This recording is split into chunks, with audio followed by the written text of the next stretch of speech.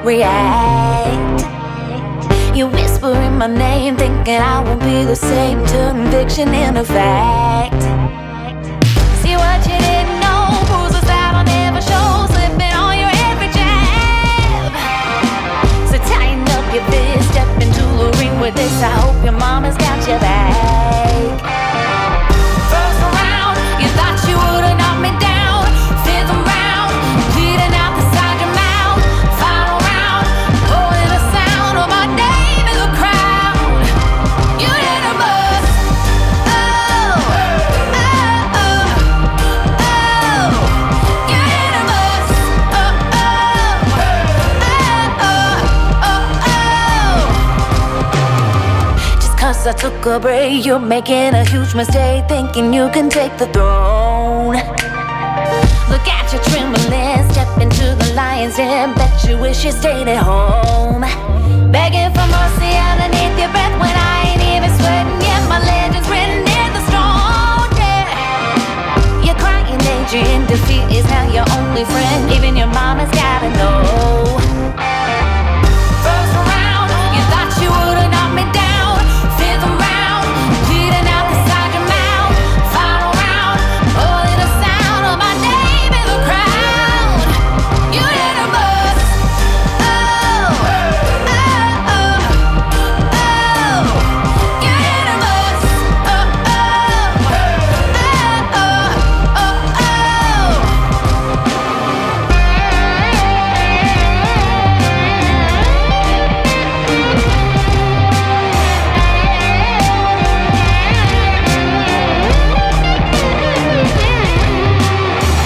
First round, fifth round, final round. Oh, yeah. First round, fifth round, final round. No, no, no, no, no, no. First round, you thought you would've knocked me down. Fifth round, bleeding out the side of your mouth. Final round, holding the sound of my name in the crowd. You did a bust. Oh, oh, oh, oh. You did a bust.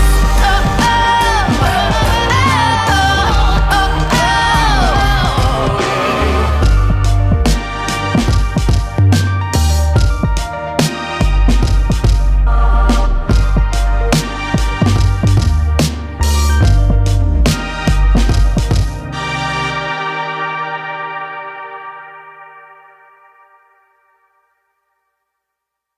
Hi, this is Penn. Penn Jillette, Penn and Teller. Big guy does magic, smaller guy next to me, he does magic too. He doesn't talk that much. Anyway, I wanted to welcome you to In Time. Welcome you all to In Time with Nick. Love you all. Peace. Go get him, Nick.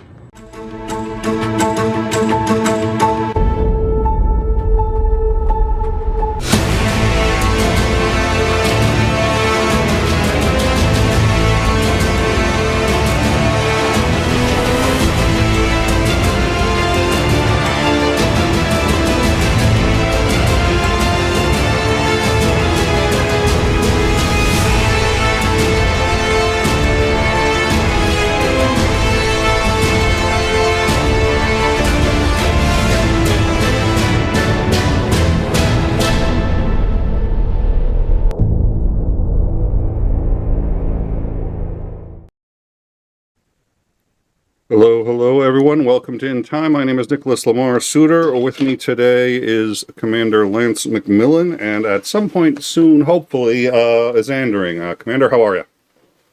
I'm doing great. So, so before the show, I just there's so much to talk about. Oh my God! And I want to get to the funny stuff first because I think the funny stuff informs everything else.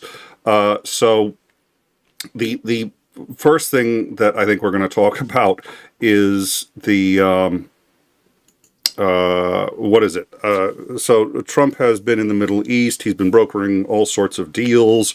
We're going to talk about what we know about those deals, which isn't a whole heck of a lot, and what news they are actually distracting from, which is, in my view, rather important, and I don't think people have been paying too much attention to. But one of the things that you had said was that countries have learned to curry favor with Trump just by pandering to his ego. That's what Zelensky started to do, and it really worked. I mean, I didn't think it would work because I figured Trump is in Putin's back pocket. But when Zelensky just starts like, Trump is the man who can bring peace to my country, and all this other stuff. He is so desperate for people's approval that all you have to do is pretend that you think he's a great guy, and suddenly he's your best buddy. Yeah. He's so pliable. And it's so transparent. I have to believe even he knows, but he just likes it so much that he doesn't care. It's just like, it's oh my God. It's so Qatar spent 98 billion is that figure can't be right on a single airplane. Well, maybe, considering once you've seen the inside, it was a Boeing, yeah. So they gave him an airplane. Now he has. There are a couple of questions have come up because technically he's not supposed to be accepting gifts above $100 from foreign dignitaries, and this counts. That's personal gifts. This was a gift to the U.S. government, and it goes back to another boondoggle that's going on. Oh, then you'll have to inform me on that, because my understanding was it was a personal gift until the emoluments clause came up, and then they're like, well, no, it's actually a gift to... Yeah. So they changed it. It was originally a personal gift, and he's treating it like a personal gift. It's not like Air Force One. I mean, they can't use it, they can't retrofit it for Air Force One, because Air Force One has a huge electronics warfare package, I would assume. I think that's a safe guess. Yes. That this does not have.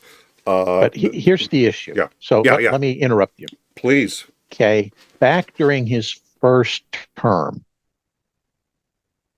he put in a deal for 2 replacement Air Force One style 747s, and the cost was going to be, what was announced was around $400 billion for these 2 aircraft. Now, he claims that his shrewd negotiating tactics got Boeing to lower the price by $140-something billion. And remember, we're talking B with billions, not M. Okay. So they're going to buy these 2 new ones. Part of the impetus behind it is that he did not think that the interior of the airplane, of the 2 existing ones, was sufficiently ostentatious, to show the grandeur of America in the office of the president. Had nothing to do with the fact that these were, obsolete or anything. They aren't. They're perfectly good aircraft. It was because he wants to have a flying castle in the sky, is what he really wants. Oh. So that project was supposed to deliver in, I believe it was 2024. And it's been pushed back, and right now they're talking about delivery in 2027. And insiders in the know say, no, the first one won't be operational until 2029. So way downstream. So because he needs his flying palace in the sky, the Qataris figured out, if you offer him this old airplane that doesn't have any of the communication suites or anything that he really needs to be president, but it literally is a flying bordello. If you offer him that, he will be so grateful to you that he'll give whatever you want to them. And that's kind of the impetus. Now, I suspect, even though technically he's not supposed to fly in that plane when he's flying. He should be in Air Force One. He's going to, executive order the whole thing, and I want to fly in my flying bordello.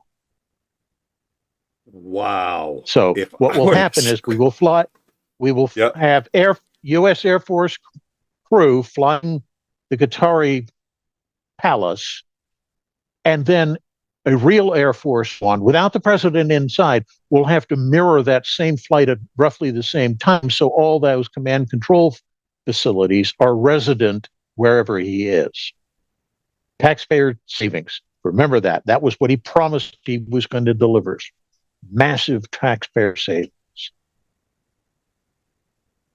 Wow. Well, let's take a look at this flying bordello. So we've got. We'll start with the bedroom. There we are. That's one of the bedrooms. I don't think that's the master bedroom, but so they Qatar gifted this to Trump. Again, he can't, personally take it, but how is it going to end up? I mean, that's a really good question. Let's see. The office. Yeah. This is another bedroom.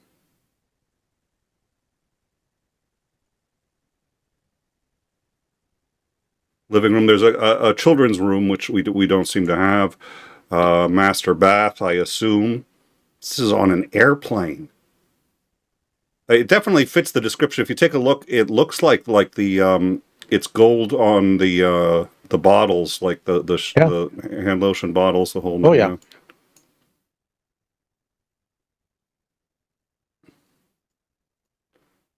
One of these looked like Captain Picard's ready room from, like, Star Trek. Yeah. Yeah. I think this one kind. Yep. And then this was the up that goes up to the flight deck, and then this is Trump checking it out, and is that an exact quote? I have no idea, but I would not put it past him to say that. Can somebody check on? I'd like to, before we say that that's an exact quote, I'd just like to. Yeah, we should probably. All right. So, not to be outdone. Well, it doesn't have hot and cold running underage girls. So obviously it's nice. Oh wow. Well, yeah, but it's when you said bordello too. I'm just like, yeah, yeah. Well, and I mean, he is the guy who pays off porn stars and we've got pictures of him with Epstein. I mean, we know. Well, I was referring to the Qataris, not necessarily what Trump's going to do with it. Yeah. There is a whole huge racket in the Middle East of fashion models flying from, used to be primarily Eastern Europe, but it's from everywhere. And they're paid very handsomely to come, and they get to stay in this barracks. And it's understood that if the emir calls for your services that evening, you will provide those services. I've heard. Yeah, you go there on a 3-month tourist visa, and you come home with a suitcase of money. Yep. Well, that sounds right up Trump's alley, to be quite honest. Yeah, exactly. Maybe that's why I was. There was a picture of him. I don't have this handy, but of him walking out with the head of Saudi Arabia. And the guy's got a grin on his face a mile wide. And I will say this, and I don't know if Trump's actually said, like, have you ever seen somebody after they've made a deal with me? They're always smiling. And I admit and I understand that the one of the key elements of a negotiation, of making a deal, is that you'd want the other side to want to work with you again. You want them to feel good about it. You want them to feel like they made out just like you made out and everybody's happy. But this looks more than that. This looks like, hey, I got the kid to give me, his lunch money and thank me for taking it. Yeah. So not to be outdone, that was the plane was Qatar's idea. and they are. It's now being sorted out what status the plane has, but I think you're right. There's no way he's going to not take this, but it's not Air Force. I don't know what the hell's going to happen. But having said that, not to be outdone, I've told people this. They think this is a joke. It's not a joke. Saudi Arabia decided that they would have a McDonald's put on wheels following the president around wherever he goes throughout all of Saudi Arabia. So wherever he goes, there is a McDonald's with him. Presidential McDonald's, just to put it on wheels, send it off, have it follow him wherever. So here's the McDonald's that trailed the president during his entire trip in Saudi Arabia in case he should ever need a Whopper.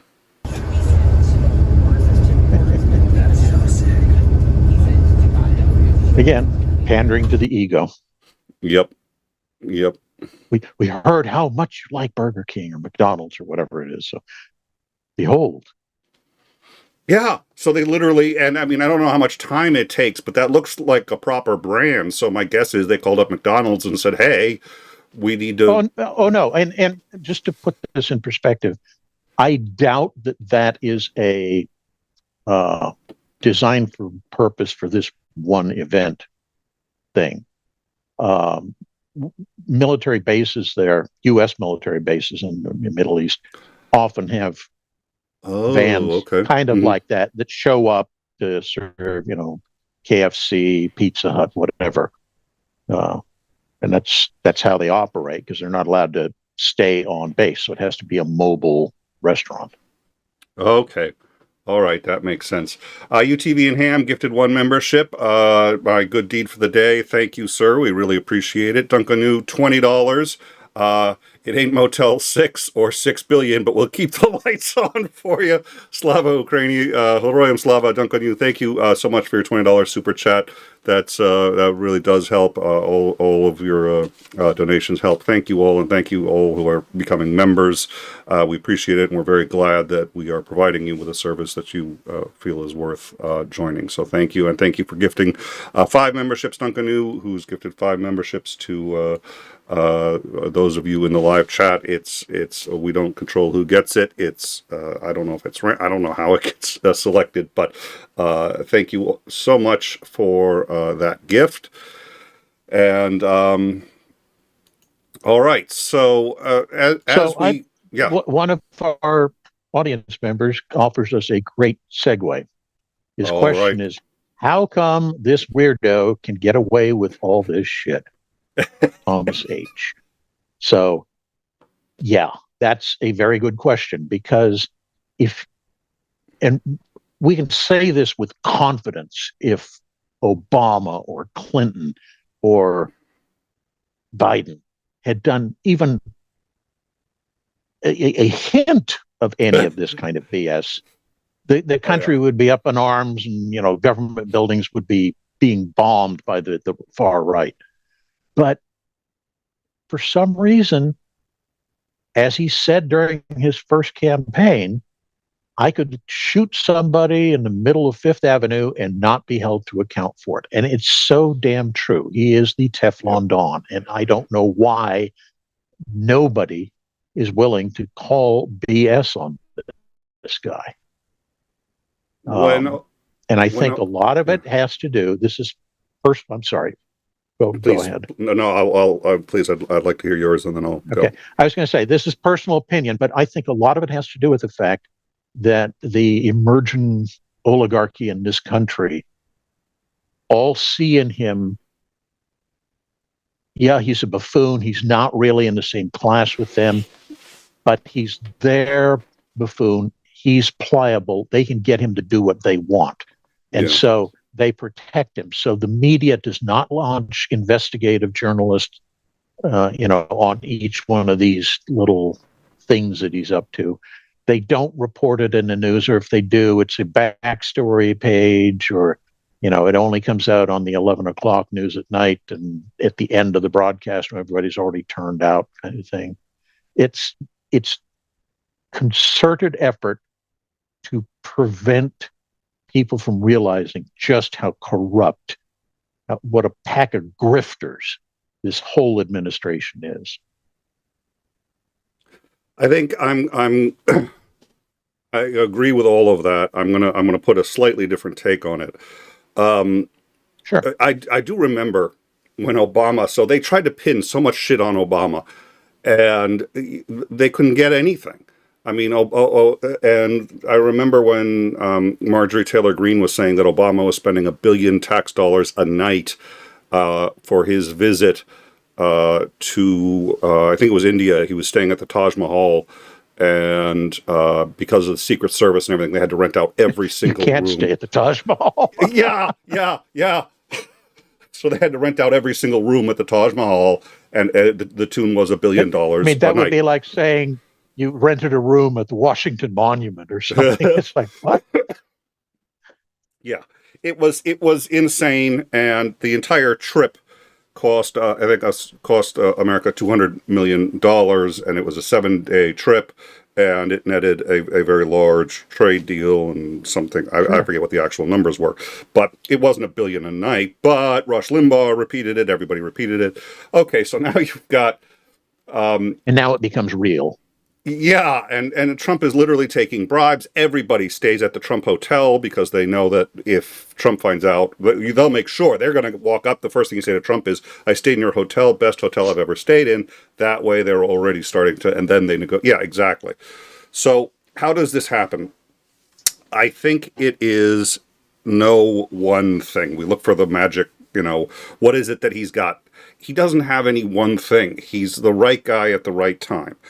I think Obama pissed off the right far more than the left anticipated.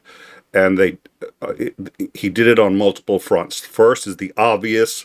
There's a percentage of the right that's white nationalist, a percentage of the right that's white supremacist. Right off the bat, for that reason, unforgivable sin, him becoming president. Past that, his passage of Obamacare, I think, upset a tremendous number of people on the right for a number of other reasons. There's some who feel that we should have help with health care, but it shouldn't be mandatory. Others who felt that, the way Obama did it was sneaky, which it was, and I applauded it at the time, and now I'm kind of second guessing that. But it wasn't, he wasn't strictly speaking following the rules. But I think you look at history, and so many of our laws that are the really beneficial ones are passed with a degree of trickery. I mean, there's the movie Lincoln shows the whole thing about trying to get the the amendment that freed the slaves passed, and how much complete corrupt backroom dealing was going on. And I suspect if you look at like Social Security, you had to kind of do the same thing, and all of these. And it's because the powers to be don't want any kind of change if it impacts their wealth, their prerogative, their privilege. They do not want the common man to have a better life. I think that that's true. How much regret I have over how Obama did it. He got it passed. For me, though, I think for Republicans, it pissed off a lot. That was why Jim Boehner did his whole "hell no you can't" speech, and he's just standing up there, "hell no you can't do this, hell no you can't," even after he'd already lost. He's up there screaming that.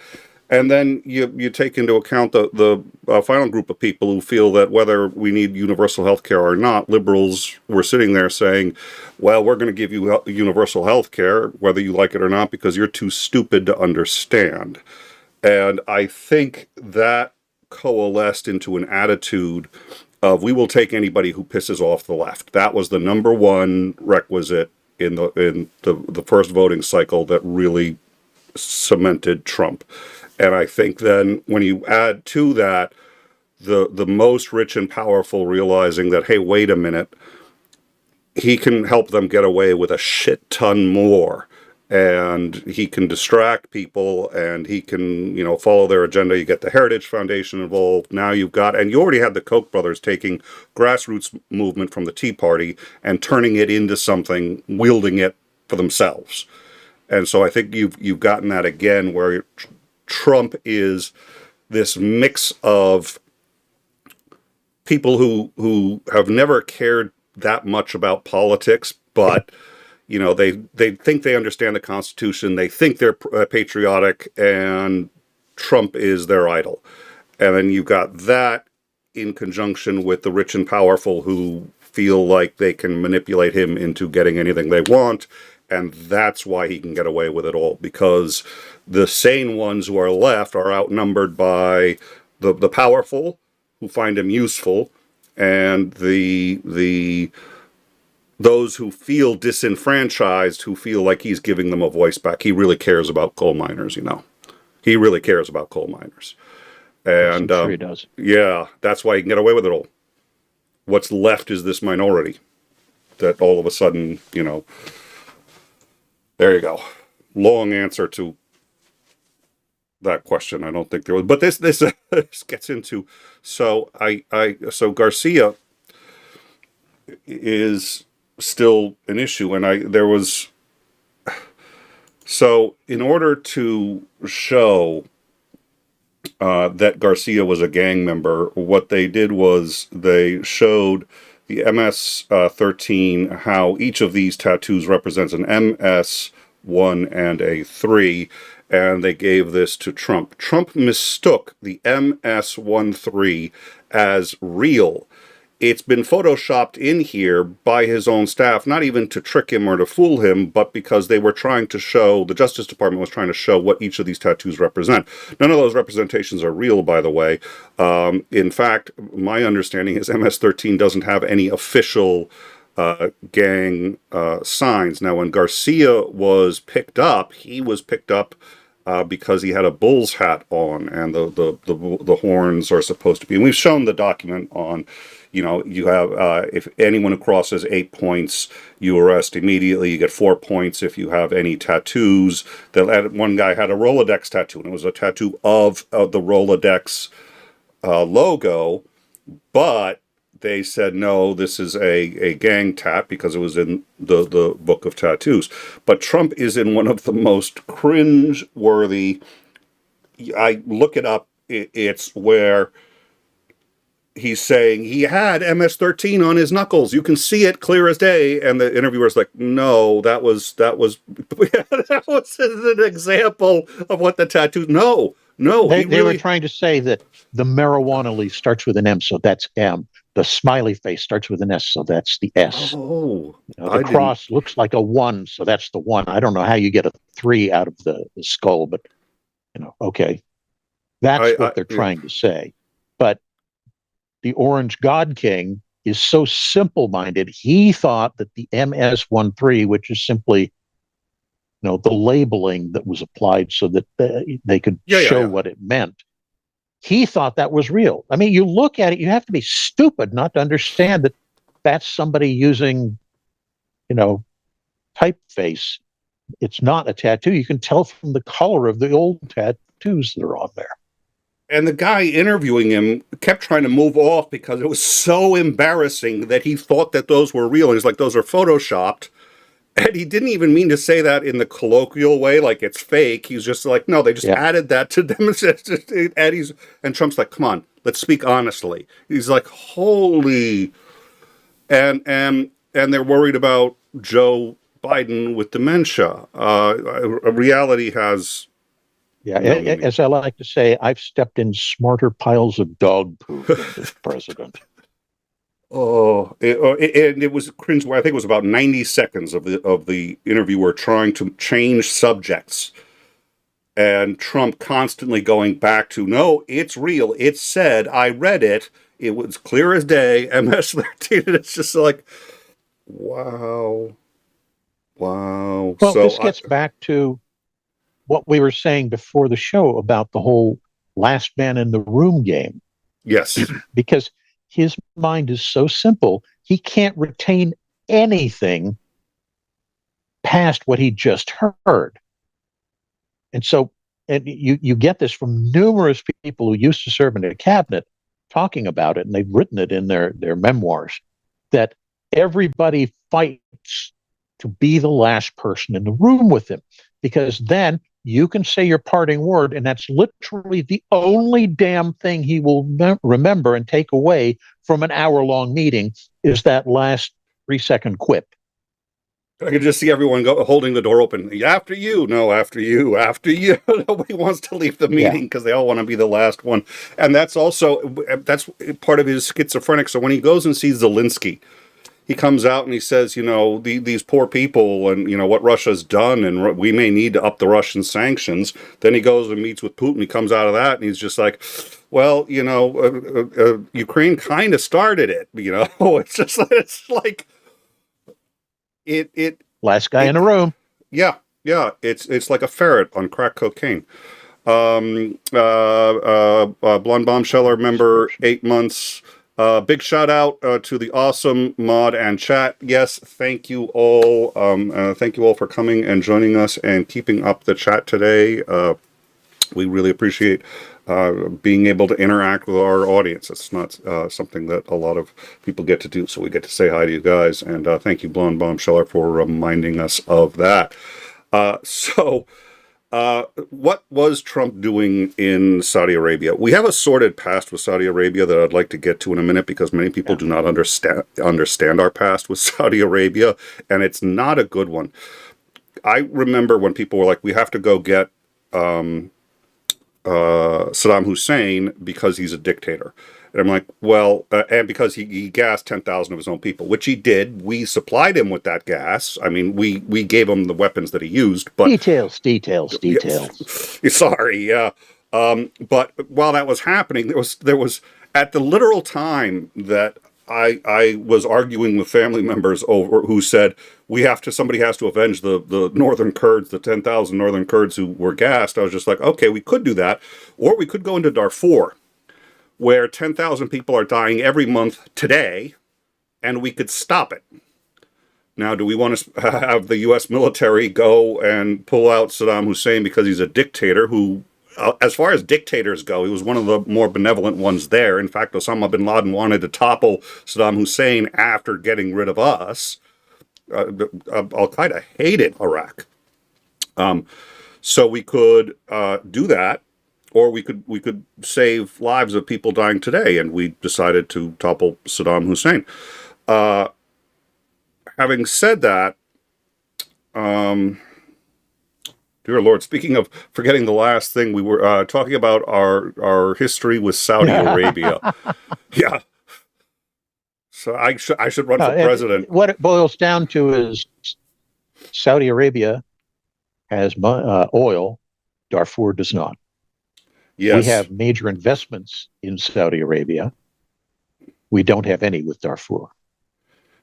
Now, the biggest deal that I'm aware of, and our history may go back further than that, but it was, I think, the late 80s or early 90s, President Bush, first Bush, and Defense Secretary Dick Cheney. Rumsfeld. It was Rumsfeld. It was Cheney. Rumsfeld was for the second one. Dick Cheney made a deal with Saudi Arabia, a weapons deal that would give them enough weapons to oppress their people. This is another dictatorship.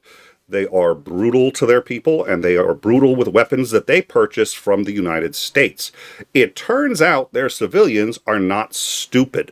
They know what's keeping the Royal House of Saud in power.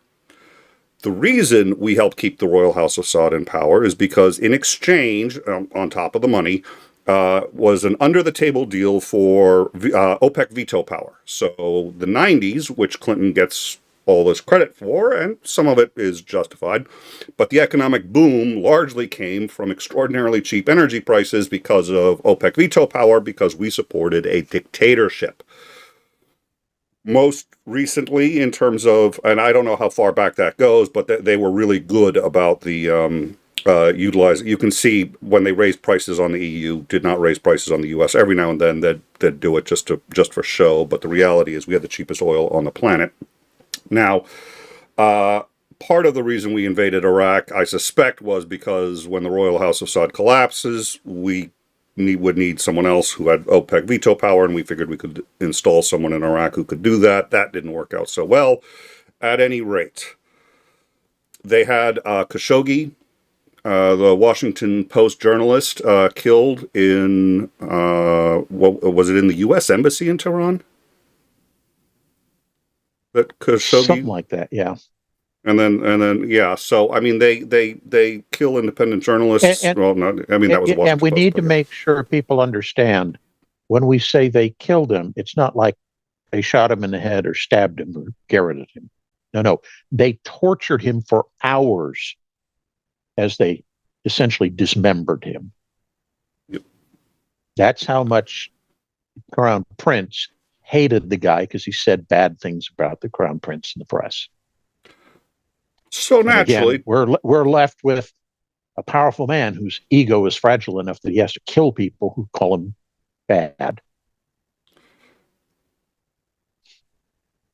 Yeah, and if Trump could, he would be the one doing that's why Trump's jealous of all these people. Hell, because Stephen Colbert would just disappear. We'd never find out what happened. He's just gone.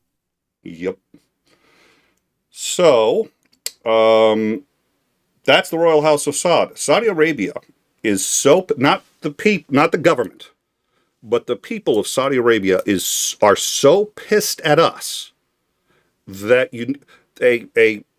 a royal prince, son of a royal family, Osama bin Laden, born in Saudi Arabia after the Mujahideen, I always say that wrong, after fighting the Russians in Afghanistan, turned to attacking the United States. Of the 19 hijackers, 15 were Saudi.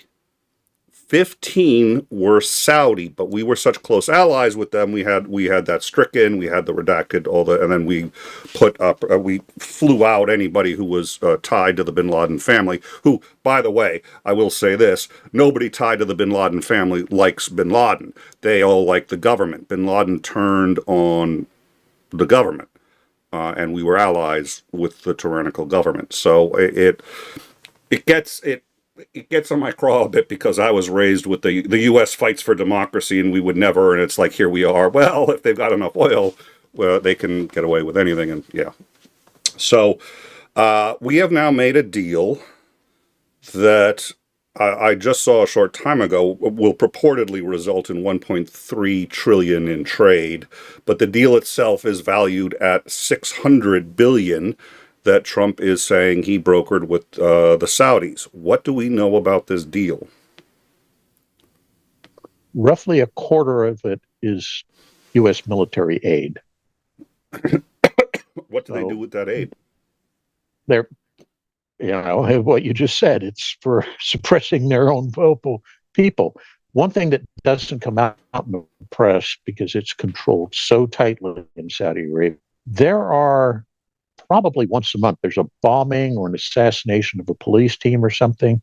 There's been a long, for years, decades, ongoing struggle by anti-Saud groups, armed struggle.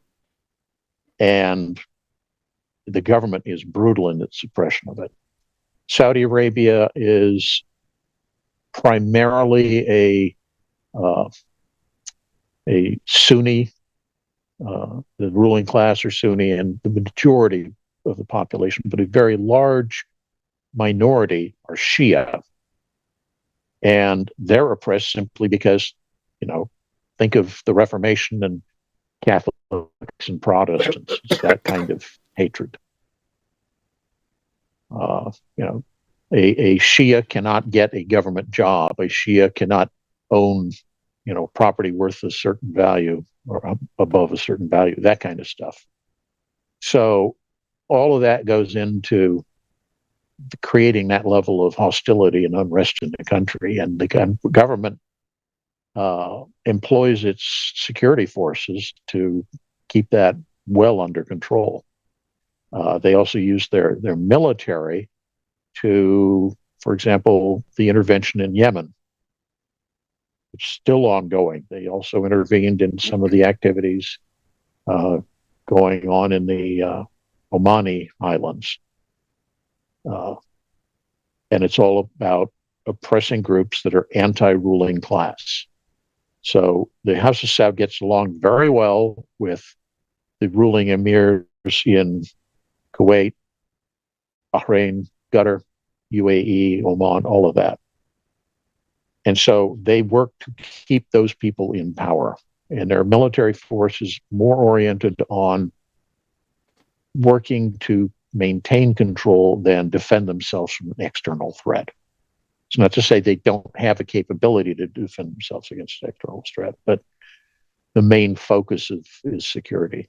They don't trust one another. If you look at the structure of the military, there are different branches. So you have the Army, and then you have the National Guard. Now, in the U.S., when we say Army and National Guard, it's kind of the same thing, except one's controlled by a state, technically. The National Guard is more of a militarized police, or what's called a gendarmerie. And they are the ones who patrol the streets, not the police, in Saudi Arabia. And as you know, a militarized police force, they aren't friendly. They don't, say, "Oh, don't do that again," and let you go. Most of the police, their function is very small. It's they hand out traffic tickets and that kind of thing. Deal with shoplifting or something. It's not the way we think of it. And so, as I said, a quarter, roughly 147 billion of that alleged 600 billion package, that's all going to defense. And defense covers a very broad spectrum of usage. Including training. So we'll be giving them training, and okay.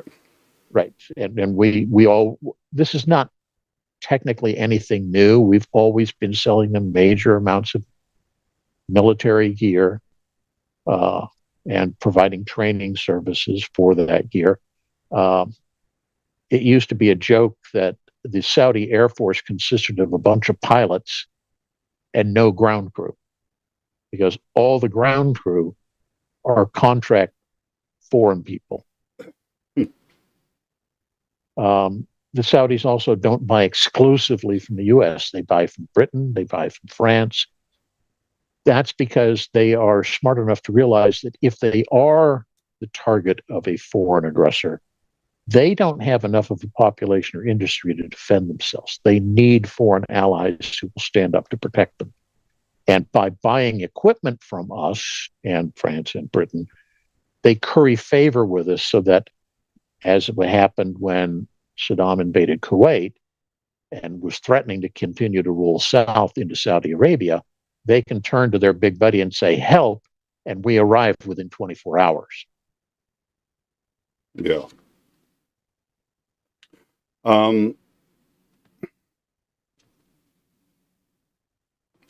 Yep. I don't know. Sorry, I got distracted by. I was looking at, you were talking about.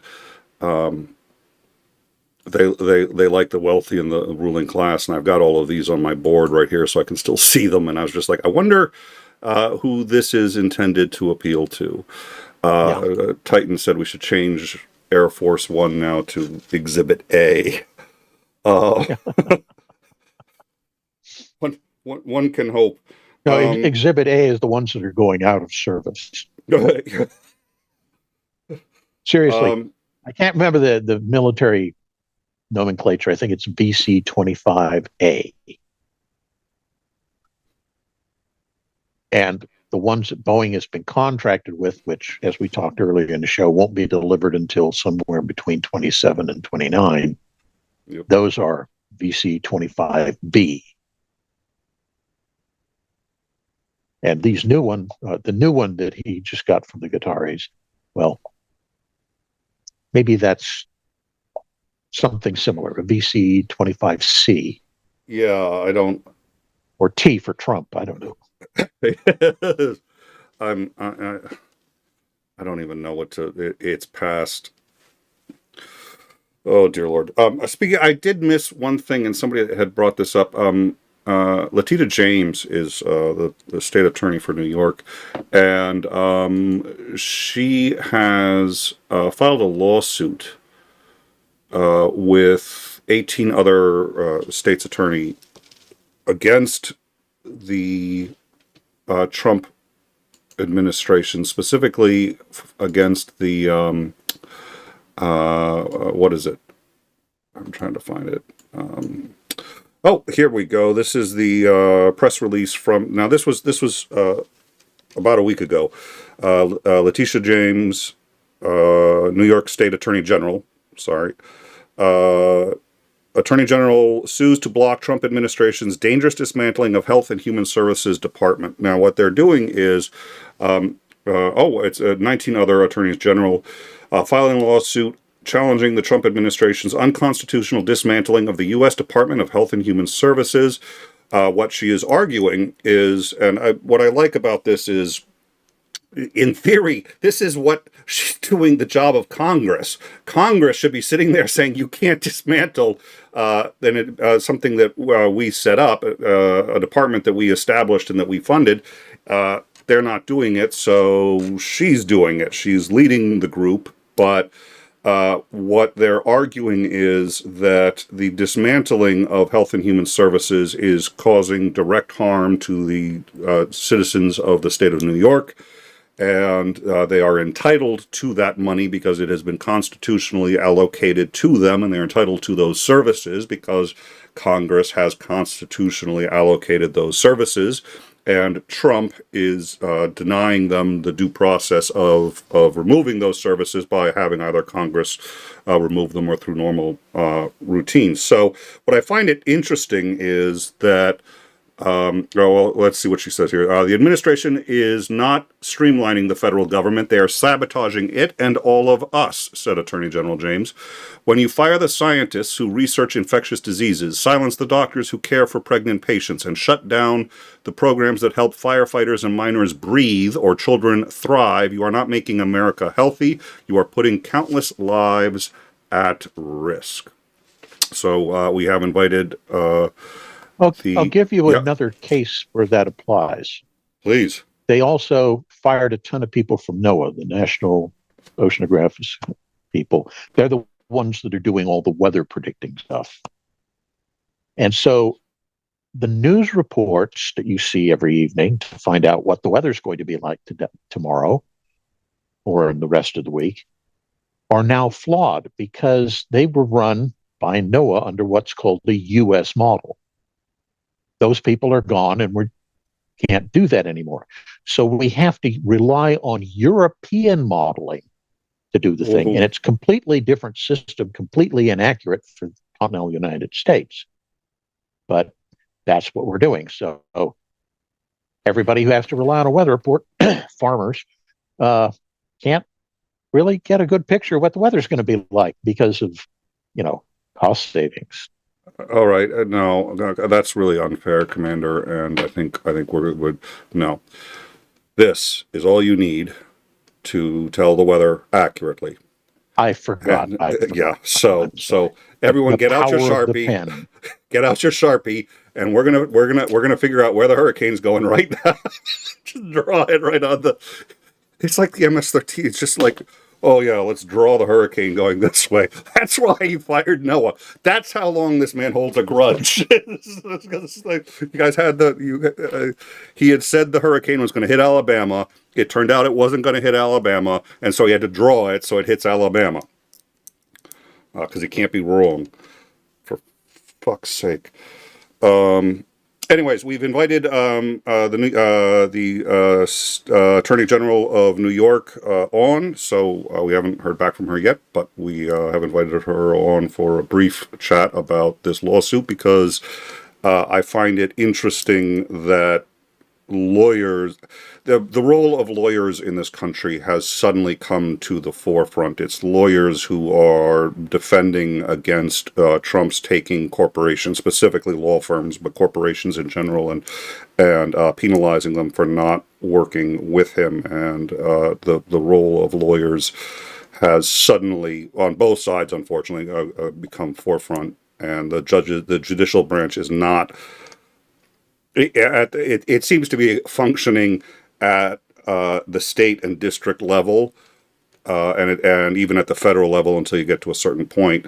But it doesn't seem to have enforcement powers, and whether Trump is going to listen, nobody knows. But what these lawsuits appear to actually be having some impact in changing Trump's agenda. So my hope is that we can have that discussion with her, but we applaud her for that suit. Shortly after filing that suit, the Department of Justice opened up an investigation into her for money laundering and a bunch of real estate dealings that she's done.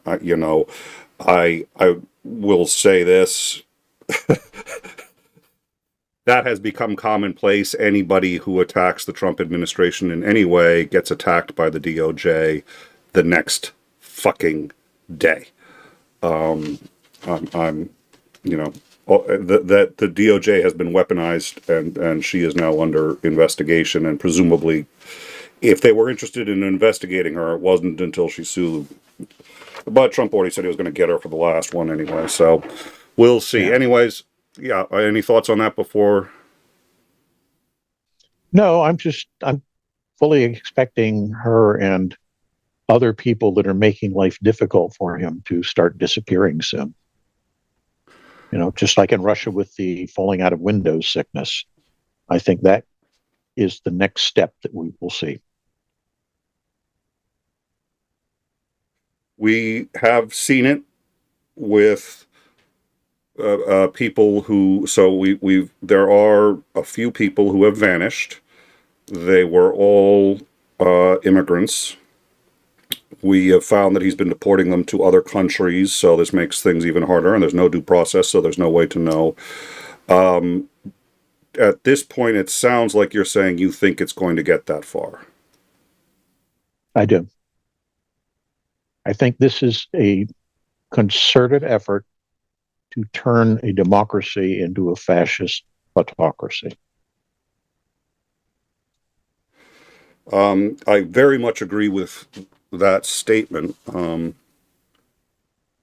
I was convinced it was going to get that far, and then there's been some pushback that at least appeared successful, and I've been having higher optimism. But his first term, he had no idea what he was doing, and he was still kidnapping people off the streets of Portland. Yep. He should be up on kidnapping charges for that. The amount of things that you could bring him up for at this point. But as we discussed at the beginning, yeah, it's not going to happen. And it's all right.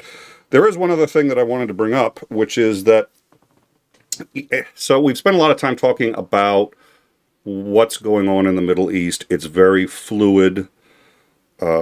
Syria is back on the map. We are lifting sanctions on Syria. As you recall, there was just a revolution. The Assad regime has been overthrown. Assad is living comfortably on the 53rd floor of a building in Russia. He'll be quickly leaving that building, very quickly leaving that building if he ever tries to go back, or if he just bores Putin, I think. But at any rate, we are broke. We're going to be lifting sanctions. I think Trump sees an opportunity to make money there. But yeah, there's all this nebulous. We're going to have a deal with them, but we don't know how much he gets these one-page deals. It's like, I have deal with you, $600 billion, Donald J. Trump, and then pushes that forward. And apparently that's... Yeah, one of the things a lot of news analysts have been saying is that if you look at this alleged $600 billion deal, once you start accounting for everything that's been announced, it only amounts to about $300 billion. So he's literally doubled the amount just to make himself look better.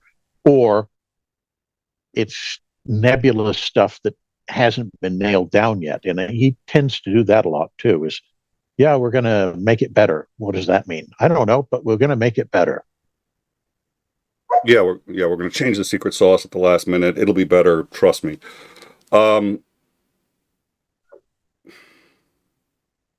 Blonde Bombsheller gifted 10 memberships. Blonde Bombsheller, once again, thank you very much for your support and for that gift. And thank you all for the super chats, memberships, and all of your support. It really does help. So what I get, here's one of the help first. Sorry, what? Oh, I can hear. I'm going to mute while they're going. You just go ahead and talk. All right. One of the things that's made Trump's administration so difficult, and there's a lot of things that have made it difficult, including the upending of everything that we call normal. But that notwithstanding, it's trying to find out, a good magician always has you looking exactly where he wants you to be looking while he's doing something else here. I don't think that Trump is particularly conscious of doing that, but I think he's very distracting, and so you miss things that are going on. You miss things that are going on in Congress. You miss things that are going on all around the world because he's got a McDonald's that's following him around, and we included that because it's funny. It is funny, and would like to, you should be aware of the fact that funny things like that are happening, but I think you should also be aware of the fact that that doesn't mean that the Syria stuff isn't happening too. And this happened, I think, today in Congress. RFK Jr. was speaking, and he was essentially heckled. Let's see if we got this.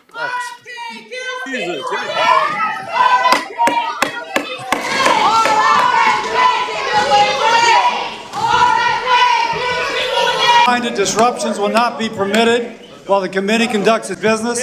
Capitol Police are at. That was a made for C-SPAN moment. The Secretary will resume. All right, and let's we got one more here. I'm going to try to, and let me up the internal because I want to make sure that Commander can hear it. Hopefully you guys should still be able to hear this just as well. And let's... Yeah, I can hear him fine. Oh, okay. I want to make sure. Let's see. So let's play this one. Permitted while the committee conducts its business. Capitol Police are asked to remove the individuals from the hearing room. Move down the hallway. Ben, why are you getting arrested? Move down the hallway. If you stop, you will be arrested. Kills poor kids in Gaza by buying bombs and pays for it by kicking kids off Medicaid in the U.S. Keep going down. Keep going down the hallway. Ben, how many days have they been starving in Gaza? What has it been? 75 days by now. Stop.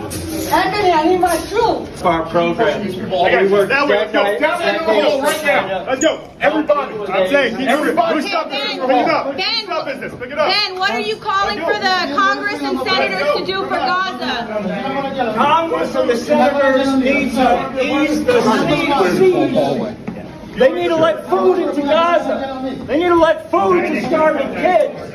What did you say in there? I said that Congress is paying to bomb poor kids in Gaza and paying for it by kicking poor kids off Medicaid in the U.S. Don't let them any closer. Back. Stop. Everybody stop. Stop. Everybody stop. That was Ben Cohen of Ben & Jerry's Ice Cream. He is one of the co-founders who has become a social advocate. What he was there about was the blockade of all food going into Gaza. As of this moment, 2.1 million people in the Gaza Strip are considered to be on the edge of starvation. It looks like this is an attempt really to starve them out, whether or not this is, and I don't say this tongue-in-cheek, whether or not this is part of, the idea that Trump is going to take over Gaza once they're all gone. But, the pictures coming out of there daily, including today, of people trying to get food and children starving to death. It is going to be declared a famine at some point by the UN within the next week and a half to 2 weeks if things do not change, this is easily solvable. There's a number of countries that are willing and eager to get aid in. They are being denied. Today, Israel engaged in a very large attack of Gaza. They struck a UN aid facility that was apparently accidental. This is not the first time that they've struck UN facilities. A hospital had to be abandoned after it was struck. This is one of the strikes, the first strike against that hospital.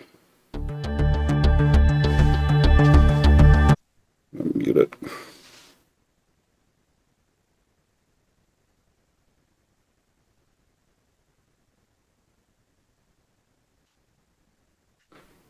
I was just outside the hospital. You can see the ambulance. It appears to have hit a gas line.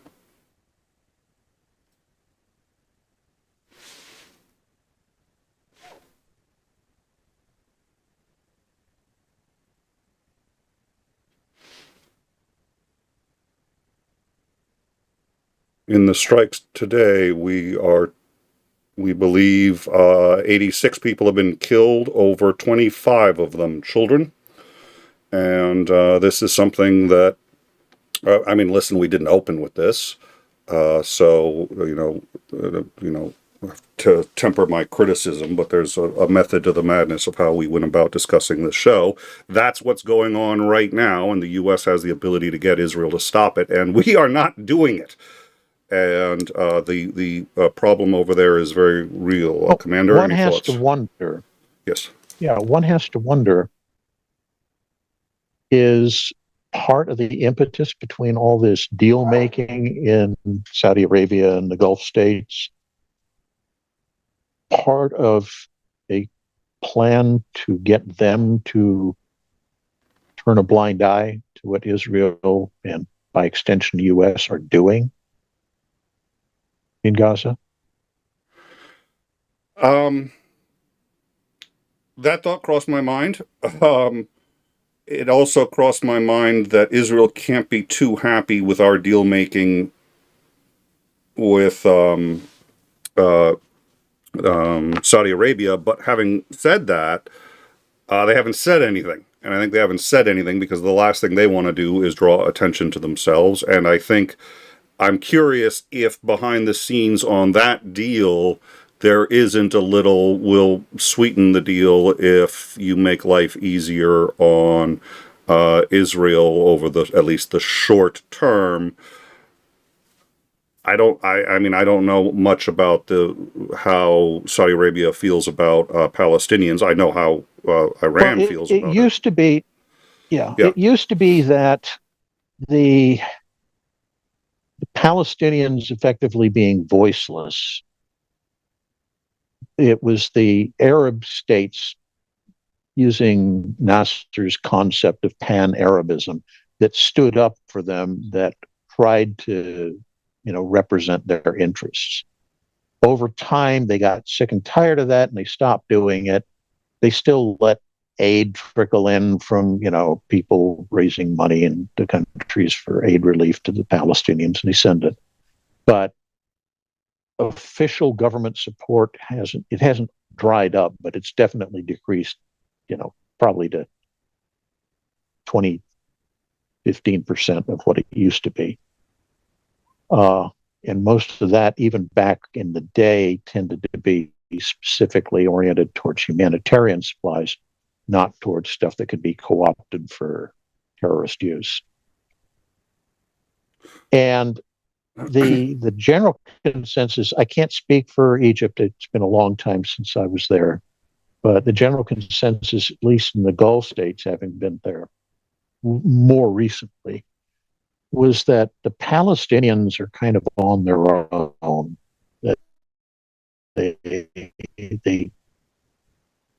there's a kind of the Europeans and the Americans are up here, and then the other Arab countries that aren't part of the Gulf states, and just above the Filipino migrant workers that they hire to do a lot of work, that's where they put the Palestinians.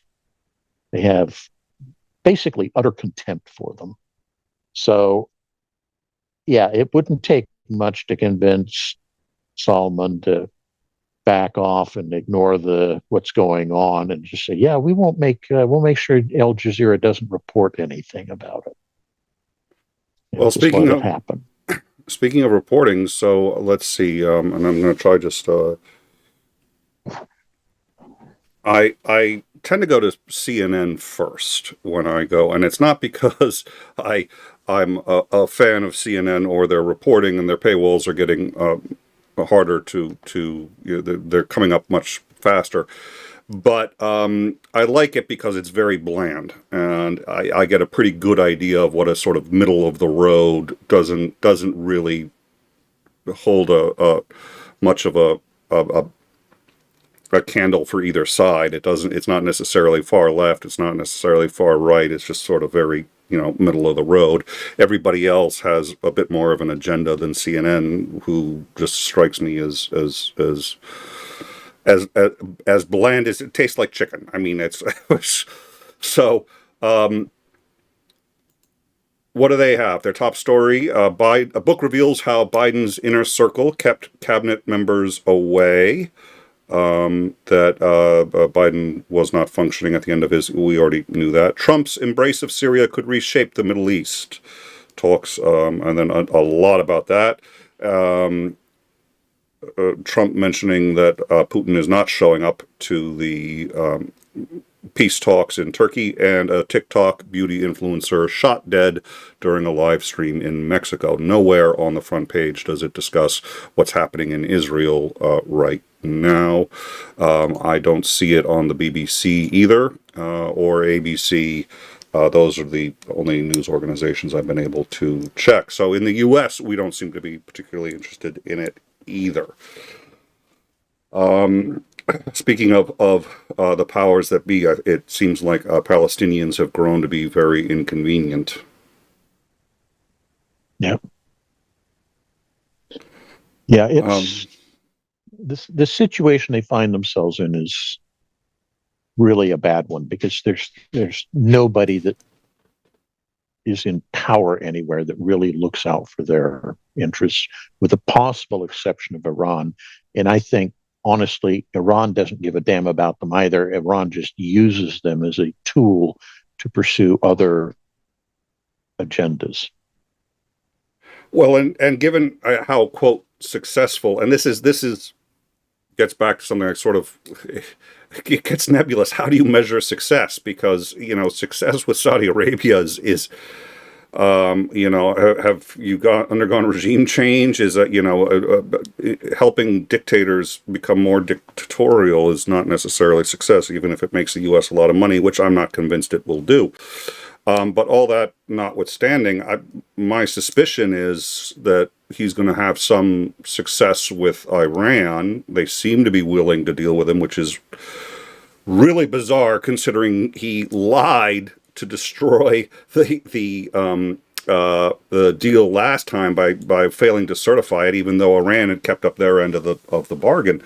They're apparently willing to work with him now that countries are learning how it's done. It's not done with the expectation that he's going to hold to the letter of the law, but it's done with the expectation that the stick goes away and you get some kind of carrot.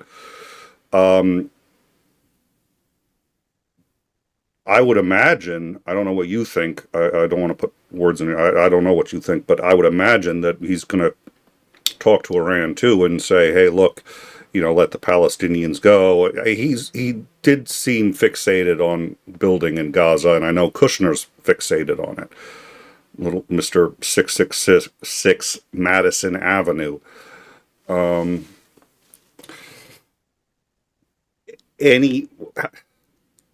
Is there any scenario, do you think, where this ends at least all right for the Palestinians? No. Between Bibi wanting to make them go away, but keep them active as enemies so that he can use that for his own political agendas, and the Orange God King deciding that, that could be a great tourist mecca if we just made all the Palestinian people go away. Yeah, I don't see they have much chance.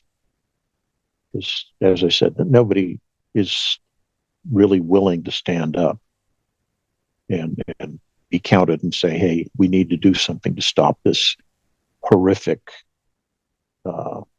human rights violation that's going on. I've become more and more disillusioned with Biden because he was the last one who had the opportunity to do it and didn't. And I think, well, he was trying to, but it's that same problem like the aid to Ukraine. It was all incremental. It was little bits, not really, and still need to keep the Israelis friendly. He wouldn't take a solid stance and, as they say in poker, go all in. He was not that kind of a player. Whether that's a good thing or a bad thing depends on your personal views. But somebody had pointed out once, and this kind of reductionism is fun only. It's like a magic 8 ball. You just remember it's a game. It's not necessarily that there's some truth to it, but not a whole heck of a lot. But someone had said, problem with Republicans is that they commit to all the bad ideas and just take all the bad ideas and run with them and commit to all of them and just do terrible, terrible things. The problem with Democrats is they don't commit to anything. Yeah, that's a good way of putting it. They won't stand by even their own values. Sonia Hott in the live chat, you are the first journalist I've seen who does not mind their audience having their own conversation while reporting it.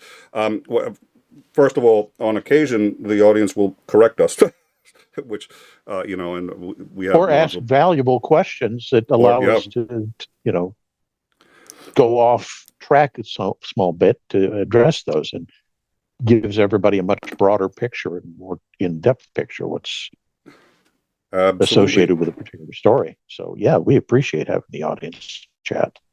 Yep. And on occasion, disagree. And the reason it's on occasion, I have no doubt, is selection bias. If you're not liberal, you're probably not going to be watching this show most of the time. I like to think, we have a Sandering, we try to be fair to conservative values, but, people watch the shows that they like and that confirm their worldview in some way already. So we don't often get a lot of pushback from our own live chat, but it does happen, and it's important when it happens. So we're an educational program first. And education is always about having an open mind and learning new things. Our goal is to teach you as much as we can about what we have seen as fact and put it in the context that we have, and hopefully we're right on both those counts, and sometimes we're not, and we get corrected and or correct ourselves when it happens. But thank you very much. Hey, now I get all the pushback all the time. Oh, there he is. Here I am. I've been here for 40 minutes. And not saying a word. I have been here for an hour. Oh my! Last I saw you put in the live chat, you were having trouble getting in. I thought you had given up. It doesn't show me when. Nope.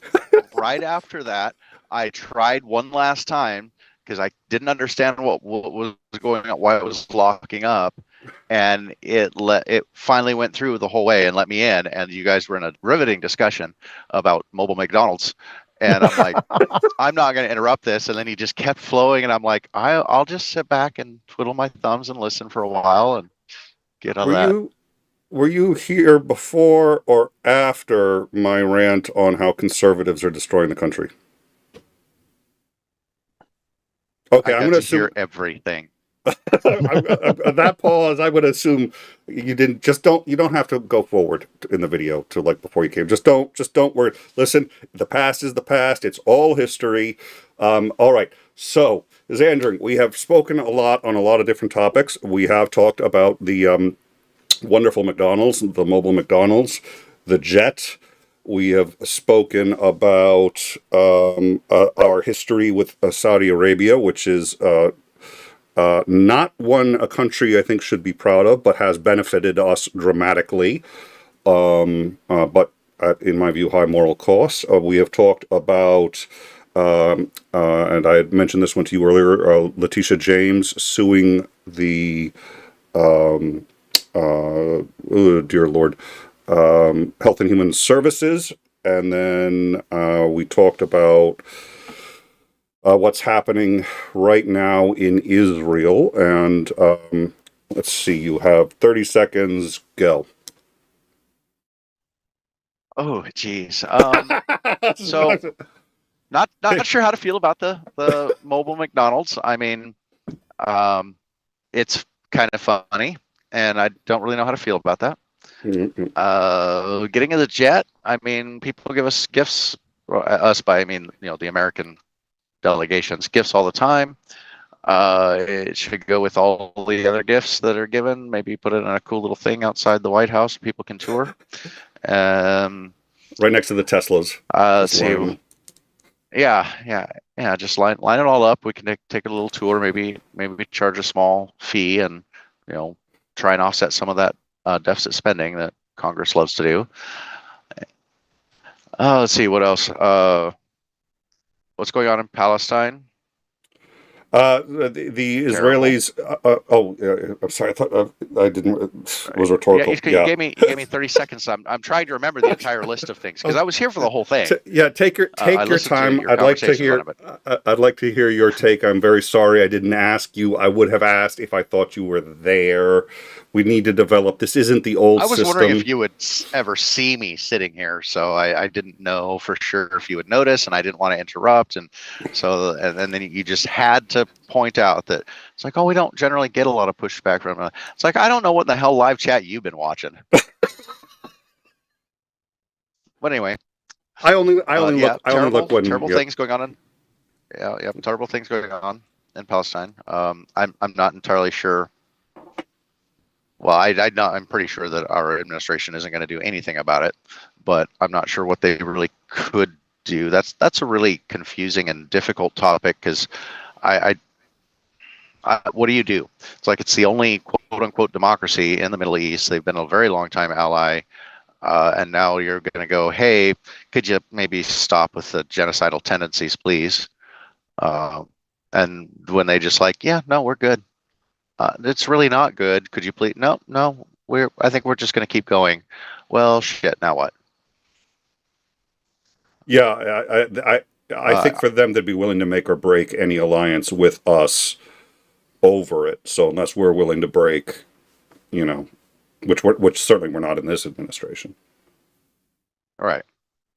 So yeah, I mean, keep abreast of it. Do what you can to try and support innocent people that are going, oh crap, my whole world just got blown apart and I didn't even do anything. We have a pretty sordid past with Saudi Arabia, and since all of our past dealings with the country have turned out so well for us, we might want to put a little bit more thought into that. But hey, again, we have a huge amount of deficit spending going on, and we need to be able to sell some stuff somewhere, I guess. And we may want something. Trump may want something. I don't know. I'm not privy to that. But I don't think that's probably a great idea to be selling massive amounts of arms to the Middle East. Historically, not a particularly stable area of the country or of the world.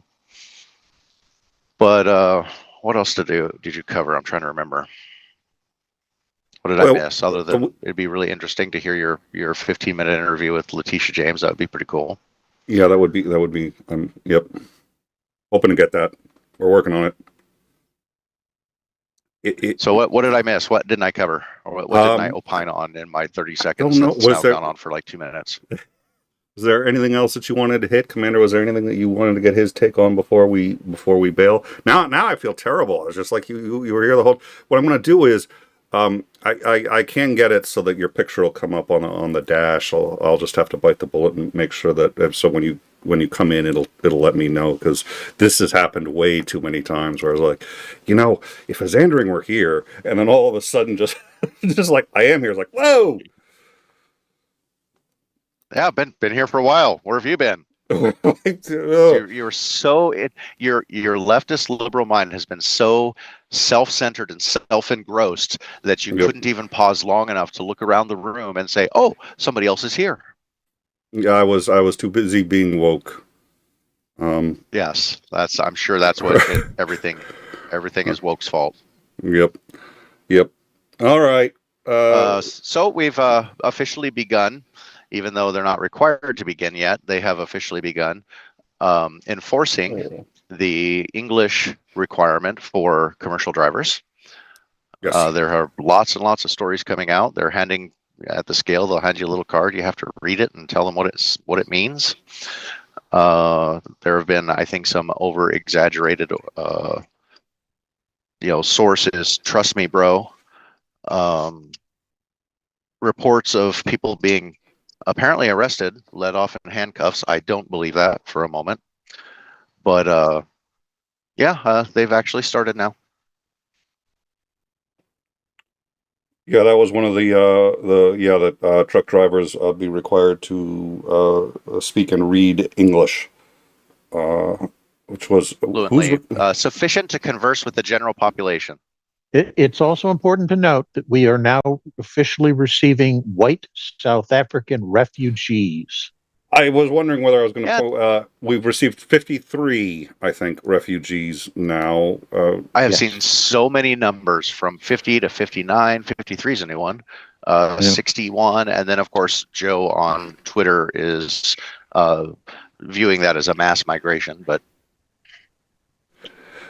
regardless, the fact is we're getting some. So being a refugee because you're pro-apartheid seems really stretching the bounds of what is a legitimate reason for being a refugee. I very much agree. I decided not to go into it because I figured we had a lot of big things, and it's almost it's not low-hanging fruit. At 53, it's low-hanging fruit just because of the numbers of deportations versus that we're letting in. But Trump gave a speech opining. I don't know if it was a speech or if it was written, but I know that he had said that he was proud to be able to offer refuge for people who were seeking freedom from a government that was not keeping them safe. And I'm sitting there going like, isn't that the same argument for why we would be taking immigrants from Mexico? It's the cartels, people aren't safe, so they're seeking asylum.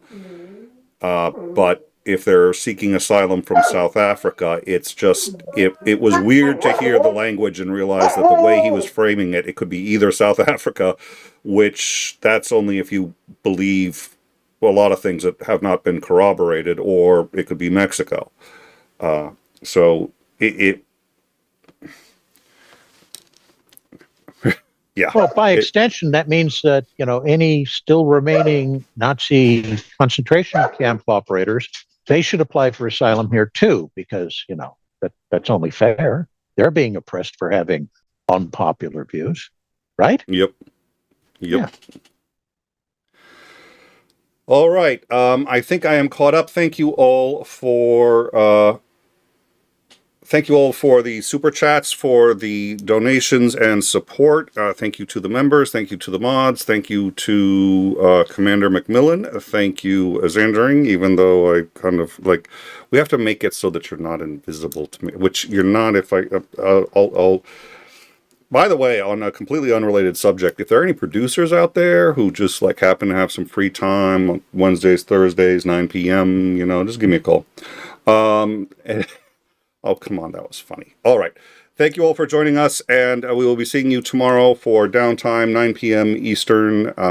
In the meantime, we'll keep an eye on things for you, and you can always join our Discord and figure out how we sort the news. You can see how we do it, and it's a community-driven show, so if you see news and want to participate, you can go in, see how we do things, and help us out. So look forward to meeting you all in the Discord. Have a good night. So this is how liberty dies. With thunderous applause.